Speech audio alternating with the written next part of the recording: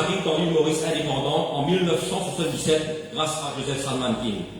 Robert Angelin, le grand maître mondial du rite ancien et primitif de Memphis, Mizraïm, donc de l'Égypte pharaonique, donne une patente à Joseph en 1977. Et depuis, la franc-maçonnerie égyptienne a fait son chemin avec la création plus récemment d'une confédération des souverains sanctuaires qui, à l'opposé des loges anglaises et françaises qui sont sous le joug de leur maître en Europe, la confédération des souverains sanctuaires est une institution démocratique qui réunit des souverains sanctuaires indépendants à travers le monde. Je vous laisse maintenant savourer ce petit film. Merci.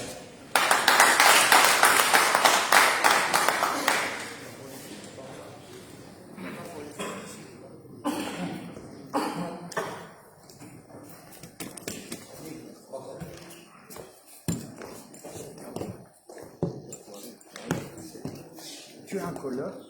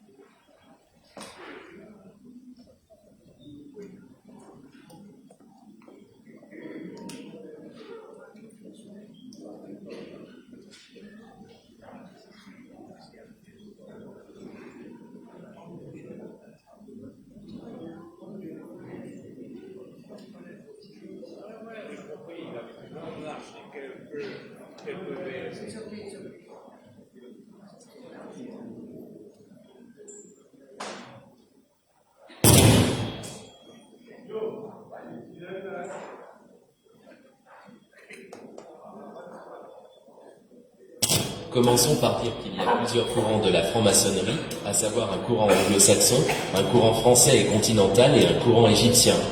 Les deux premiers sont de tradition judéo-chrétienne.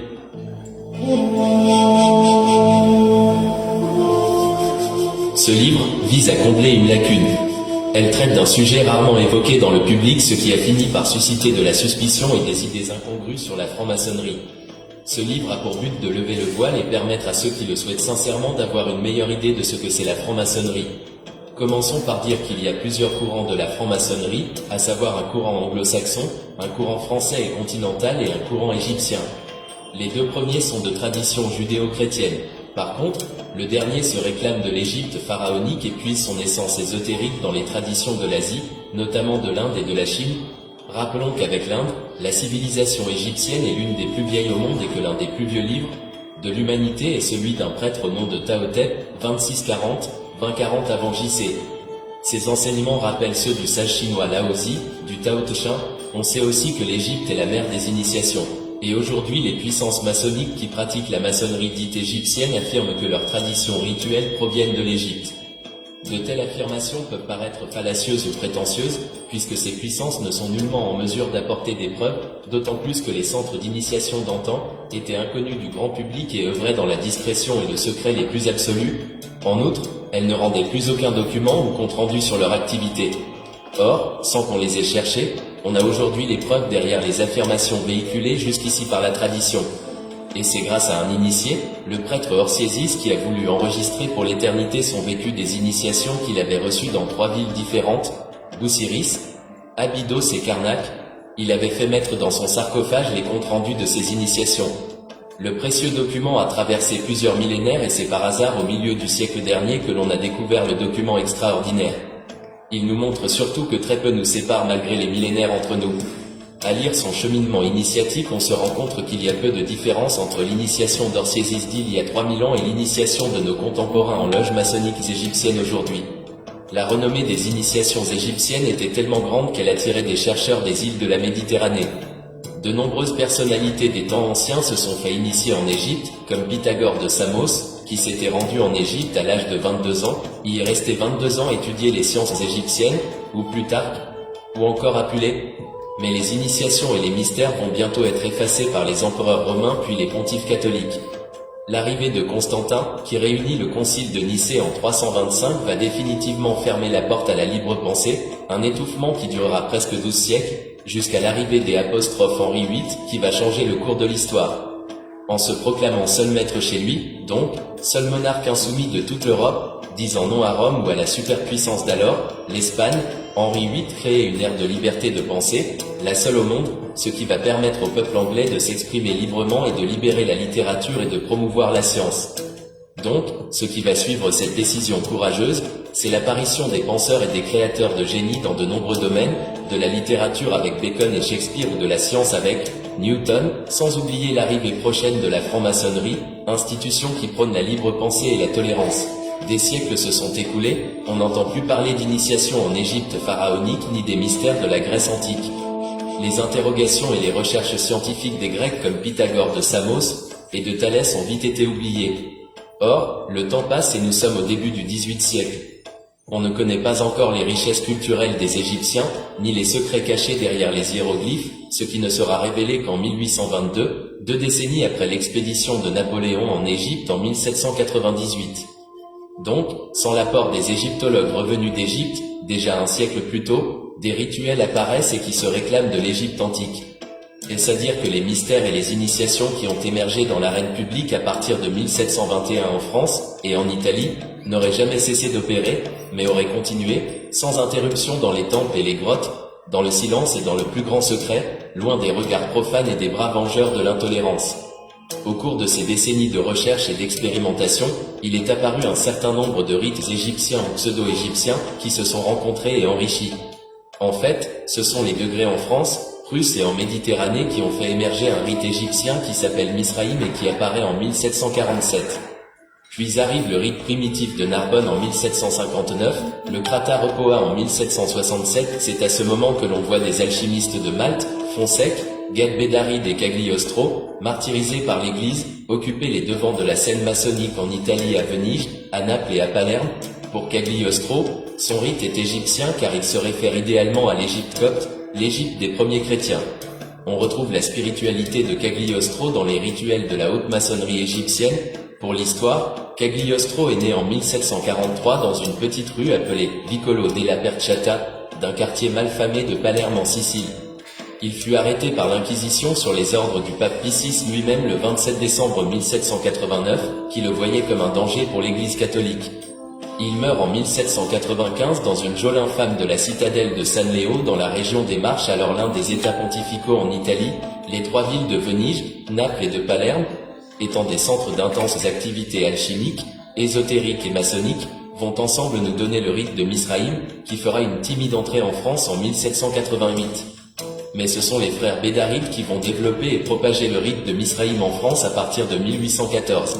Et peu avant 1838, Jean-Étienne de Marconis de Nègre crée le rite de Memphis. Par la suite, il y a eu une première tentative de réunir les deux systèmes, d'abord par Yarker, en 1872 et ensuite par Garibaldi. Un rite de Memphis Misraïm apparaît entre 1876 et 1882. Une échelle de degrés est intégrée dans ce rite et qui va donner le rite ancien et primitif de Memphis Misraïm, RAPMM, en 1933 à 34. Et formera le corpus maçonnique que Robert Ambelin laissera à la postérité.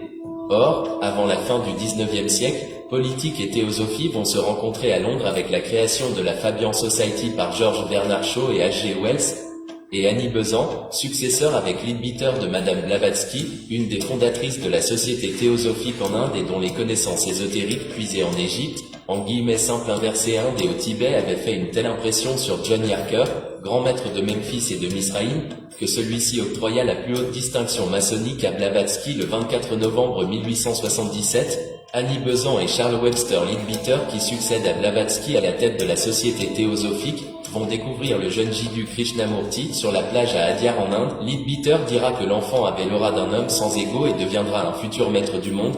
Krishnamurti n'est jamais venu à Maurice mais il a eu une influence considérable sur l'histoire et le développement politique et économique de Maurice. Voici deux preuves.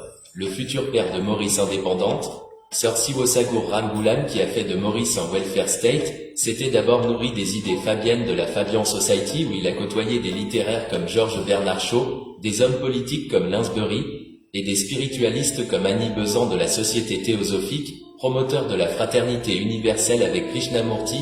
À son retour à Maurice, SSR a rejoint la franc-maçonnerie en 1938, armé des enseignements et des principes fabiens et maçonniques, comprenant donc la tolérance, la haute rectitude au service de la société. SSR légua à l'île Maurice un pays indépendant avec un welfare state comprenant la pension universelle, la santé et l'éducation gratuite. Krishnamurti a aussi fait son apparition dans le paysage mauricien en 1983, et cela grâce à la découverte de ses enseignements par un Mauricien, Vishnu Hashamesingh, jeune infirmier du King's College de Londres.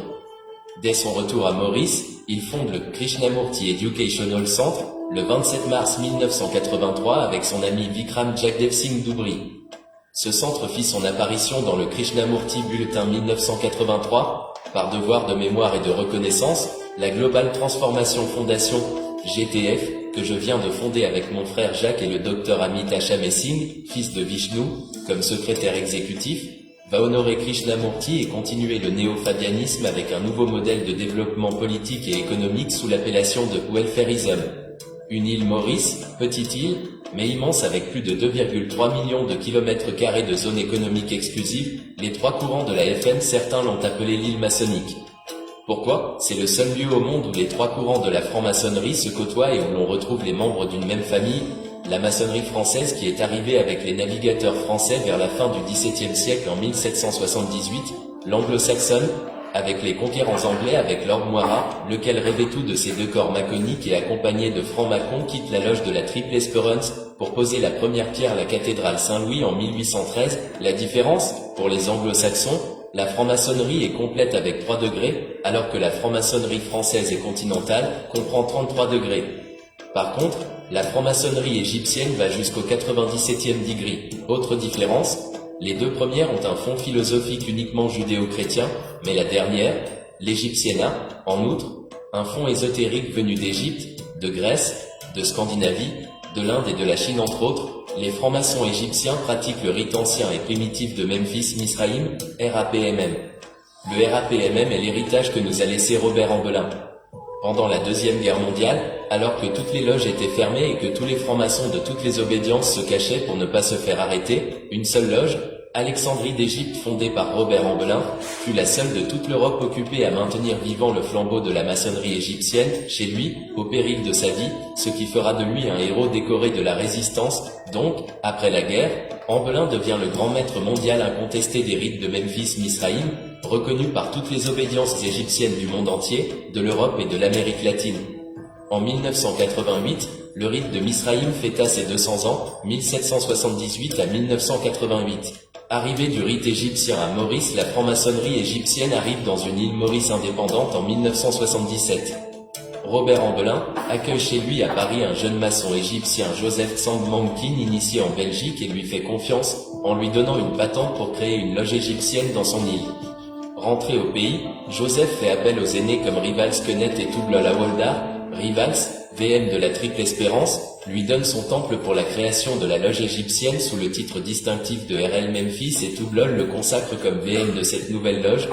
Cet événement a lieu le 18 décembre 1978, jour pour jour, 200 ans après l'installation de la RL la Triple Espérance par Périer de Salvaire en 1778.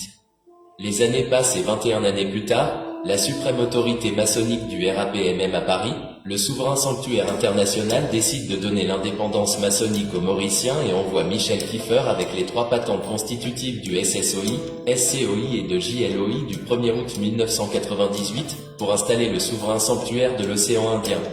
C'est cette toute première obédience, indépendante, autonome et souveraine de Maurice qui fête aujourd'hui son 25e anniversaire.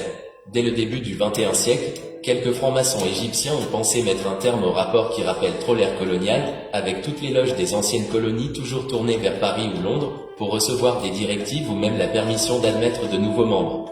Les francs-maçons égyptiens créent alors un souverain sanctuaire traditionnel avec un président, qui est l'autorité maçonnique suprême dans le pays.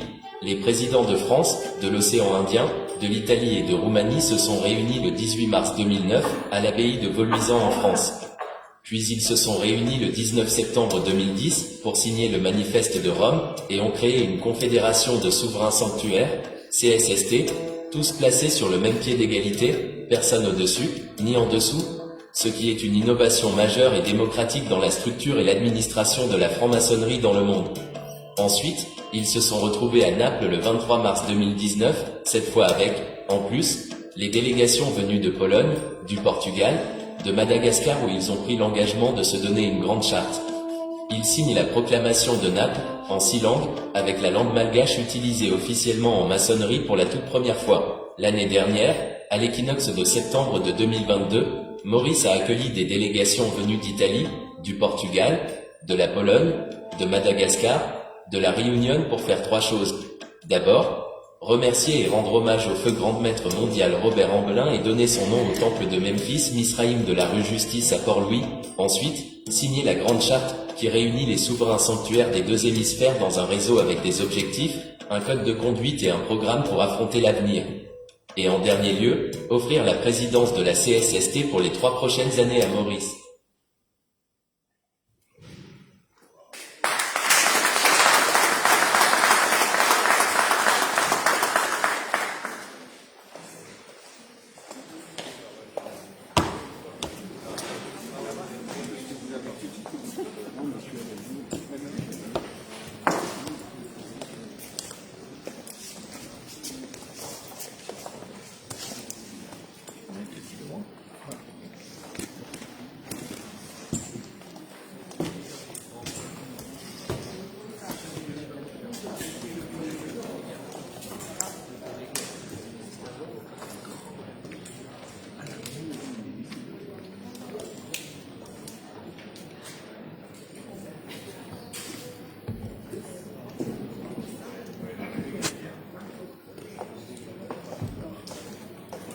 Merci pour votre attention.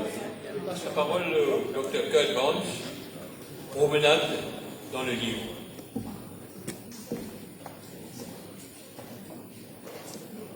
Salut à tous. J'ai pas grand chose à vous dire puisqu'on vous a déjà tout dit. Même mieux, cela vous a été illustré par un charmant documentaire. Mais je voudrais peut-être jouer un peu ensemble avec le livre, La veuve égyptienne et ses héritiers. On peut le commencer par le début, par la fin. J'en connais beaucoup qui commencent même par le milieu. Alors, voulez-vous que je commence ce que j'avais à vous dire par le début ou par la fin? Si c'est par le début, lever la main. Bien, j'ai une main seulement qui se lève par le début, ça veut dire vous voulez tous que je commence par la fin, c'est ça? Bon, j'en ai deux. On dirait que vous décidez de vous lever les mains soudainement, ou pas du tout. Vous préférez vraiment que je commence par la fin? Bien. Alors, on va le faire à l'envers. Tous ceux qui voudraient que je commence par la fin, est-ce qu'ils pourraient lever la main? C'est étonnant. On a pratiquement le même nombre. Donc, voyez-vous, c'est pour ça qu'il est important, des fois, d'avoir des livres et des gens qui, des fois, sont peut-être même caustiques dans les livres. Parce que c'est un certain mode d'expression qui nous force à nous décider, qui nous force à aller un peu plus loin. Et c'est ce que Joseph fait à merveille. Bien sûr, il est d'une tradition locale, c'est une chose, mais aussi d'une tradition spirituelle comme celle d'Amblin. Pour ceux qui ont connu Amblin, il faut savoir qu'Amblin n'hésitait pas à dire « il n'y a pas de mal à violenter l'histoire si c'est pour lui faire un bel enfant ». Et si on regarde un peu, par exemple, notre cher Henri VIII, pour ceux qui sont d'une certaine mémoire à une certaine époque, nous avions un frère que l'on appelait Henri VIII, parce qu'il avait vraiment la peau du corps d'Henri VIII. Henri VIII, bon, c'est tout le positif qu'on a entendu de la chose. On pourrait dire tout le négatif. Mais justement, ce qui est important dans l'histoire, c'est que bien souvent, de choses négatives sortent des choses très positives. Quand nous regardons le livre, nous voyons quoi? Nous voyons par exemple que Joseph, sans aucune hésitation, nous a parlé des origines. Les origines de l'initiation qui, dans cette partie du monde, est plus égyptienne qu'autre chose. J'ai eu la chance, alors que je n'avais que 18 ans, entre 18 et 20 ans, de rencontrer celui qui a en fait présenté au monde le fameux papyrus dont on vous parlera dans le livre. C'est une des belles choses que vous allez découvrir dans le livre.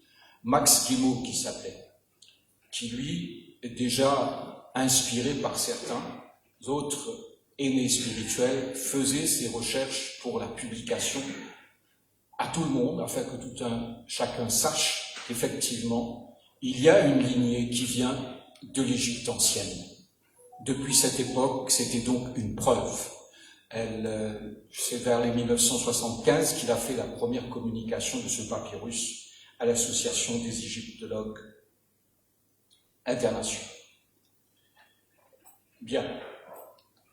Et quand vous regardez ce livre, vous allez voir beaucoup de choses, à part de ce que Serge, par exemple, vous a parlé, de cet aspect de liberté et tout cela. Et cela, quand on connaît Joseph, on sait que cela fait partie de sa fibre intime. Cette nécessité de donner ce feu qui révèle, cet aspect promotéen, tellement bien que quand on me dit qu'il est écrit dans la langue de Molière, je pense que c'est plutôt de la langue de Voltaire. Donc, quand on remonte ainsi dans le temps, par exemple, le grand mouvement qui a beaucoup transformé l'Europe, qui était celui des Templiers, on découvre que même eux peuvent remonter à des initiations de l'Égypte ancienne. Comment ces initiations sont passées de l'Égypte ancienne à l'Europe avant Napoléon? On les retrouve très souvent dans ce qu'on appelait donc les unions, donc les syndicats de bâtisseurs qui s'étaient transmis des choses eux-mêmes. Et tout cela, il y a aussi, par exemple, les vieillards des montagnes. Vous allez voir pas mal de choses ainsi dans le livre, si vous n'êtes pas déjà au courant de tout cela. Mais Joseph va aussi plus loin. Et ça, c'est une marotte de pratiquement tous les maçons qui ont vécu en Angleterre et en France, où nous avons fait un bon chemin ensemble. J'ai eu ce bonheur d'être en Angleterre au moment que Joseph était aussi en Angleterre. C'est l'aspect de la genèse de la Grande Loge unie d'Angleterre. Joseph en parle avec force détail de tout cet aspect, qui est intéressant. Il y a surtout des aspects que d'autres dont j'avais entendu parler, tels que par exemple la Grande Loge d'York, ce qui s'est passé avec elle. Vous verrez tout cela dans le livre. Vous verrez aussi à la fois des choses encore plus intéressantes par rapport à John Yorker. Car l'un des principes de la Grande Loge unie d'Angleterre, c'est que vous faites ce que vous voulez dans les hauts grades. Ça ne les concerne pas. Mais à un certain moment, ce n'était pas très évident par rapport à Yorker. Et Joseph a rétabli cette vérité, ce qui est très important, parce que cela rend à ce grand homme qui a été John Yorker toute sa prestance, tout ce qu'il a accompli vraiment. Avant d'autres, il avait déjà donc fait cette fusion des rites. Mais surtout, il avait su continuer sa tradition maçonnique. Il y a eu aussi d'autres plus particuliers, comme Marconis de Nègre. Je me rappelle comment à un moment, pour Joseph et d'autres amis, j'avais fait quelques recherches au British Museum, et où j'avais vu justement un traité qui avait été signé par Marconis de Nègre par rapport à Memphis Misraïm et toute l'histoire qui s'en est suivie. Et aujourd'hui, on retrouve encore certains de ces soubresauts dans l'histoire maçonnique, même locale. Et là, vous apprendrez encore des choses en vous promenant dans ce livre. Puis, il ne faut pas oublier une chose, dans tout cet esprit d'indépendance qui est vraiment dans la transmission spirituelle que Joseph a reçue, qu'il a transmis, je sais de quoi je parle, il y a la vraie grandeur des choses. Géopolitiquement, il y a une belle carte qui vient de sortir de l'Afrique. Je m'en souviens à l'époque, Joseph m'avait fait voir une de ces grandes cartes du monde pour bien préciser quelle était la place des choses, contrairement à ce qu'on essayait de nous enseigner. Et on voit à l'heure actuelle dans cette grande carte d'Afrique qu'elle peut contenir toutes les grandes puissances du monde. Je n'en dirai pas plus. Mais il y a aussi dans ce livre quelque chose qui fait que c'est plus qu'un livre. C'est presque une encyclopédie des faits dont je viens de vous parler, que vous aurez le loisir d'approfondir. Et pour aller un peu plus loin, avant de vous laisser continuer, en repassant la parole à notre très cher Joseph, je vous dirai tout simplement qu'en visitant l'intérieur du livre, vous trouverez bien des informations. Des choses qui, des fois, vous étonneront, mais tout cela, conformément à l'esprit de Joseph, ça vous aidera à vous éveiller davantage à cette transmission que d'une certaine façon il manifeste lui-même. Merci de m'avoir écouté.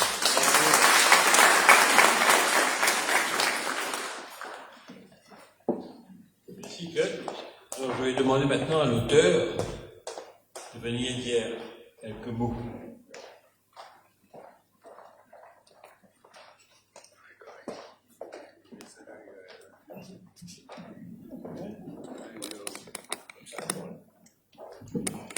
Bien, on est arrivé à la fin de cette présentation du livre. Je suis très ému, profondément ému, par le fait qu'à travers la présentation de ce document, il est arrivé que beaucoup de bonnes choses ont été dites à mon endroit et j'en suis très ému et je remercie tous ceux qui ont parlé et qui m'ont dit des choses très flatteuses. Mais comme je vous assure, en tant qu'être humain, ça me fait plaisir d'entendre ces choses, mais ça ne me monte pas dans la tête. Je reste toujours les pieds sur terre. I think at the request of my good friend, Professor Cesrevier, he said he would like me to say a few words in English. First and foremost, I think I would like to thank every one of you who have come here. And I'm deeply touched because you've been spending several hours now listening to all of us. But then perhaps I would like to say a couple of things regarding Freemasonry. I'll say it in French. Tout à l'heure, on vous a dit qu'il y a 3 courants, c'est vrai, mais dans l'histoire du Maurice, on raconte toutes sortes de choses. Mais je peux vous dire tout simplement, c'est quoi la franc-maçonnerie? Par exemple, quand tout à l'heure, notre frère, grand professeur, a dit que Voltaire, se trouvant en Angleterre, il était impressionné par le comportement des Anglais. Pourquoi? Parce que en Europe, les catholiques et les protestants se tuaient, s'entretuaient, se déchiraient entre eux. Et quand Voltaire arrive en Angleterre, bon là, il voit qu'il y a la tolérance. Alors donc, c'est ça, c'était déjà l'esprit de la franc-maçonnerie. Je vais être très bref, je vais finir tout de suite, surtout vous en vous remerciant, en vous disant, quand on se demande c'est quoi la maçonnerie, c'est une association des hommes. Et de la profession de foi, il faut être un croyant en quelque chose, en une force qui lui dépasse. Et ensuite aussi, il faut aussi croire qu'il y a une espèce de pérennité posthume. Alors ça, c'est les conditions. Et maintenant, quoi? Autre chose qu'il faut savoir, c'est que pour être un maçon, on ne peut pas être raciste. Il faut considérer tous les hommes, quel que soit son milieu, sa couleur, son origine, son ethnie. Il faut considérer tous les êtres humains comme des frères. C'est ça l'enseignement maçonnique. Et deuxième chose, il y a une phrase aussi que l'on dit souvent chez nous, il est l'ami du riche et du pauvre, c'est son vertueux. On ne fait pas de distinction entre les gens riches et les gens pauvres. We don't make any distinction. All human beings are human beings and we should have love for everybody. Alors c'est ça qui fait que moi je crois le rôle que peut jouer la franc-maçonnerie. Aujourd'hui, peut-être bientôt, je vais donner une conférence sur l'importance, sur la nécessité, pourquoi la franc-maçonnerie dans le monde et pourquoi dans l'île Maurice. Je crois que je vais donner une conférence à ce sujet. Et c'est surtout pour dire à ceux-là qui ne savent pas, c'est une école de tolérance et surtout d'amour du prochain. Alors voilà, je vais terminer ici en remerciant tous ceux-là qui sont venus.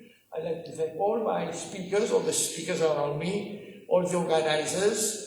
Il y a Kevin, il y a everybody, je ne peux pas les nommer tous, vous les avez vus. Il y a Kurt, il y a Marcel, il y a le professeur Serge, il y a Amit Chavissi qui est mon executive secretary dans une fondation que je viens de créer avec une idée un peu farfelue. On pense qu'il faudrait qu'une organisation se mette aujourd'hui à enseigner au monde, et surtout à enseigner à tous les dirigeants du monde, et en particulier aux politiciens, que le devoir vis-à-vis du peuple, ils ne sont pas là pour s'enrichir, mais pour dire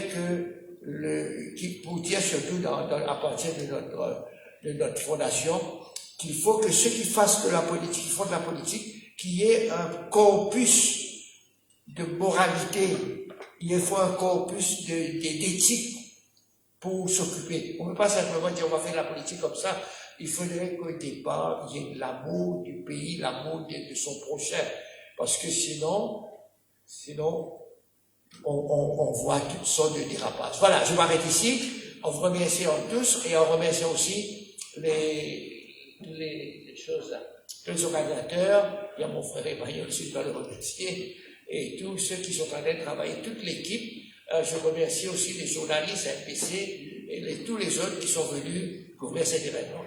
Encore une fois, merci beaucoup, et là, on va se régaler un petit peu. Merci.